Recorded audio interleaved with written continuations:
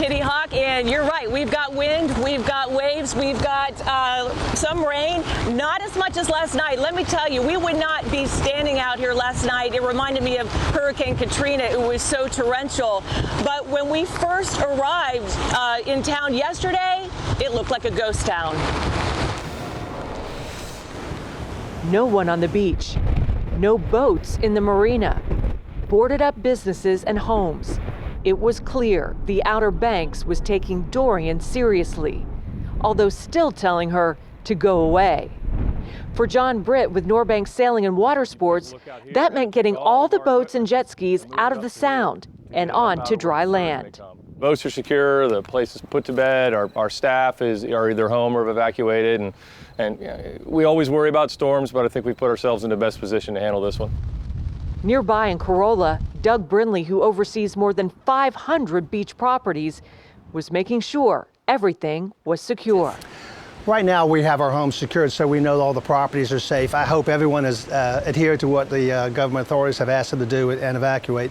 And we'll be here at the end assessing homes to make sure everything's okay, and hopefully there's nothing wrong, and we'll have another set of vacationers coming in next week and join the Outer Banks. It's the night before Dorian hits here on the Outer Banks, and the rains have arrived, the winds are picking up, and the waves are getting more impressive by the minute.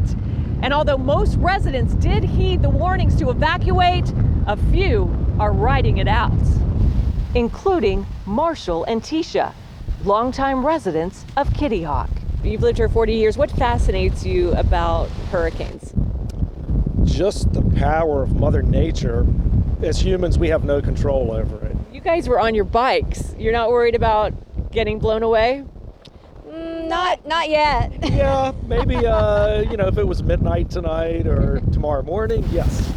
Dorian's less than 24 hours away. Why are you staying? Well, it was a hard decision to make, but we felt that with it downgraded to a little bit lesser of a storm, that we'd rough it out.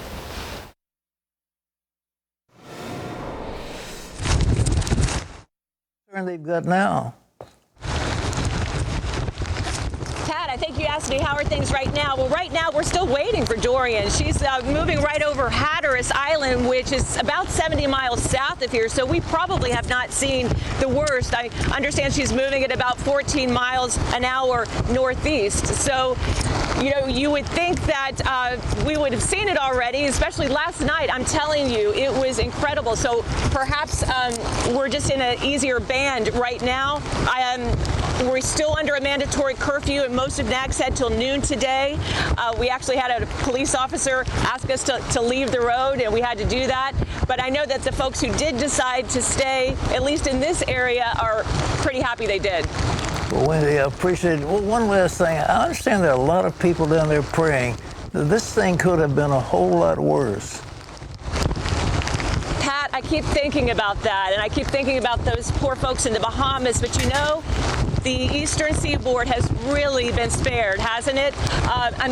Yeah, we're having a little excitement out here with rain and wind, but nothing like what has happened to the folks in the Bahamas, and so our hearts go out to them. But we are blessed, and we pray that we continue to be blessed as Dorian hopefully gets the heck out of here by tomorrow and on up out into the ocean.